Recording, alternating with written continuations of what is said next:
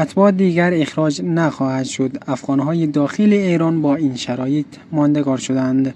شرایط جدید تمدید اقامت اتباع خارجی در ایران با هدف ساماندهی حضور آنان و تشکیل سازمان ملی مهاجرت اجرایی می شود.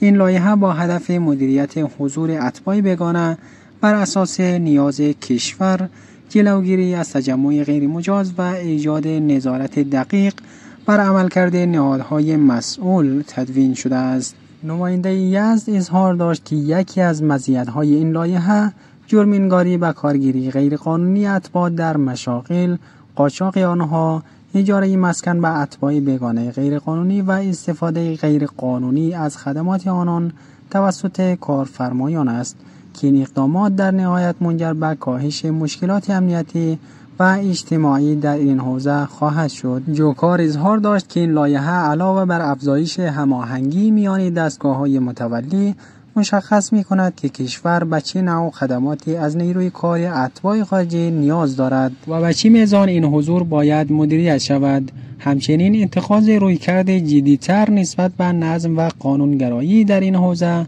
باعث کاهش مشکلات مرتبط با مهاجرت در کشور خواهد شد. تعیین تکلیف ثبت نام دانش آموزان اتباع خارجی در سال تحصیلی 1404 و 1405. معاون امنیتی و انتظامی استانداری اصفهان از تعیین تکلیف ثبت نام دانش آموزان اتباع خارجی در سال تحصیلی جدید خبر داد. و گزارش اداره کل روابط عمومی و امور بین الملل استانداری اصفهان اولین جلسه کمیسیون ساماندهی اتباع خارجی استان در سال 1404 بر ریاست اکبر صالحی معاون امنیتی و انتظامی استانداری اصفهان برگزار شد. در این جلسه در خصوص تسریع اجرای طرح تعیین تکلیف دارندگان برگه سرشماری و تعیین وضعیت و نحوه ادامه تحصیل دانش آموزان اتباع خارجی در سال تحصیلی 1405 و 1404 تصمیم گیری شد.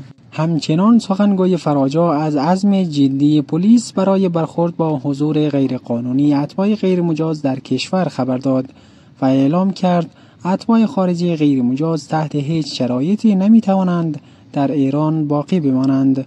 با گزارش خبر آنلاین سردار سعید منتظرالمهدی سخنگوی فرماندهی کل انتظامی کشور از عزم جدی پلیس برای برخورد با حضور غیرقانونی اتباع غیرمجاز در کشور خبر داد و اعلام کرد اتباع خارجی غیرمجاز تحت هیچ شرایطی نمیتوانند در ایران باقی بمانند. و گفته وی پلیس در یک سال گذشته با اجرای بیش از 1200 عملیات ضربتی در سطح کشور موفق به شناسایی و جمع‌آوری بیش از 1,176,000 نفر از اتباع غیرمجاز شده است. این افراد پس از طی مراحل قانونی به کشورهای خود بازگشتند. سخنگوی فراجا همچنین با اشاره به تأکید فرمانده کل انتظامی کشور بر استمرار و افزایش ضرباهنگ ساماندهی اتباع غیرمجاز تصریح کرد این موضوع همچنان در اولویت اقدامات پلیس قرار دارد و در سال جدید نیز با قاطعیت بیشتری پیگیری خواهد شد. 15 تیر آخرین مهلت خروج قانونی اتباع افغانستانی از کشور.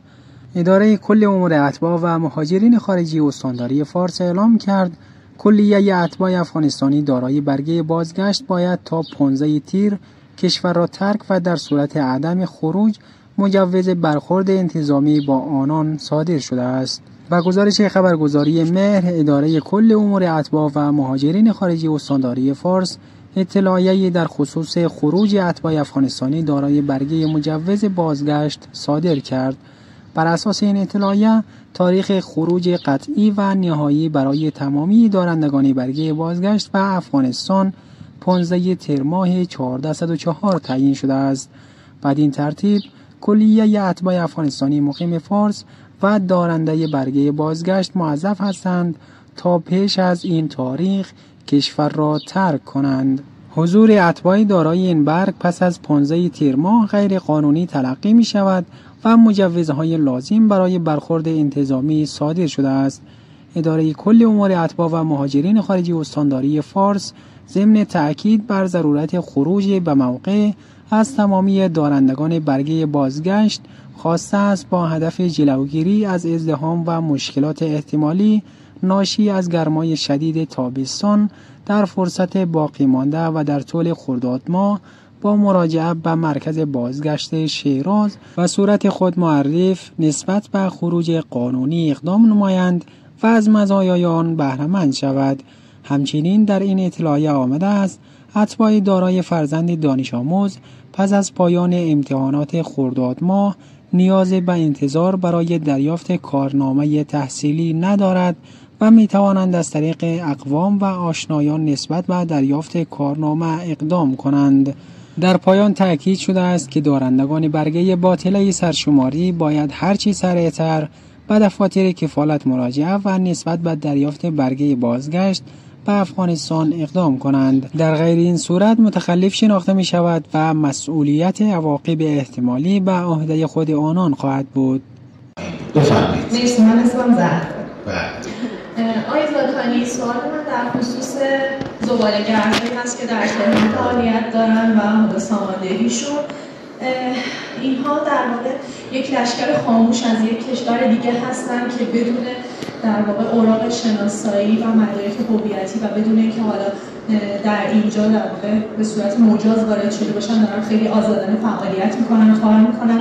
بعضا بیشترشون زیر نظر پیمانکارها دارن فعالیت خودشون رو ادامه میدن و از طرفی هم در واقع اینها چهره شهر رو فرقی زده نشون میدن و خب اون چهره مناسبی از اون تهرانی که ما مد نظرمون هست به جهان نشون نمیدن. اینها یک چهره فرقی زده است و حتی میخوام در واقع این از شما بپرسم که شما یک رقابتی هم بین تهران با شهرهای اطراف منطقه که حالا خیلی روی نظافت و تمیزیشون تاکید دارن برای خودتون متصور شدین و آیا کاری در این خصوص انجام دادین یا نه؟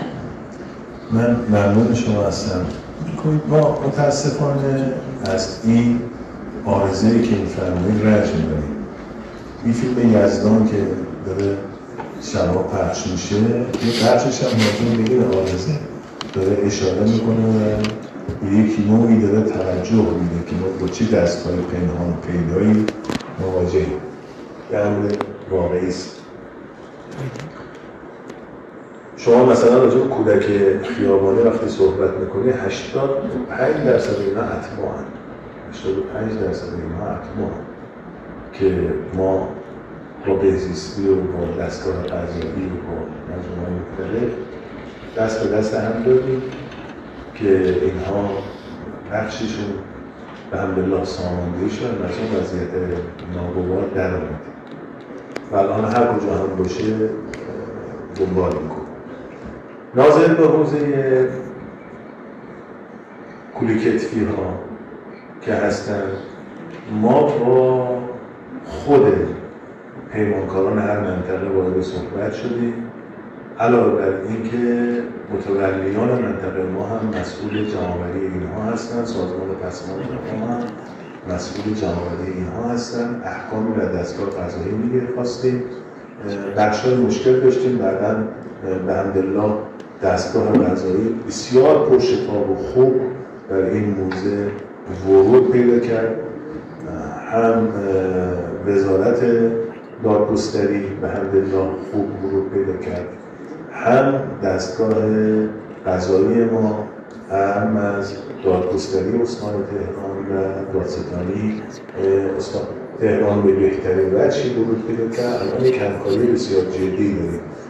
ما دنبال ریشه‌کنی این کار هستیم، هیچ تعارف هم نداریم و یک کار جدی و اساسی رو داریم دنبال می‌کنیم که انشاءالله ریشه این کار کنده بشه و آینده چیزی به این صورت در چشم مردم دیده نشه. ولی متاسفانه این 4-5 هزار میلیارد ترنوور مالی که وجود داره بسیار وسوسه انگیزه برای دست‌های پنهانی که پشت سر اینها در واقع قرار داره.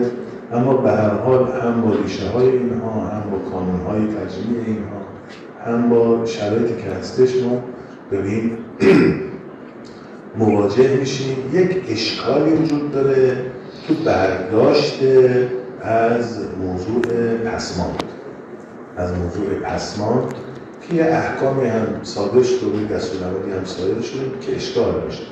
هم از سوی دولت هم از سوی مجموعه دستگاه قضایی که بعداً ترمیم شد و امروز ما در بهترین وجه با مجموعه دستگاه قضایی و دوستان عزیزمون در سایر نهادها و به ویژه ما مسئولیت مستقیم خودمون ما مسئولیت پذیریم که دنبال می‌کنیم که انشاءالله ریشه این و ریشه‌ای رو که فرمودید واقعا ملکوک کرده چهره شهر ما رو پاکیزه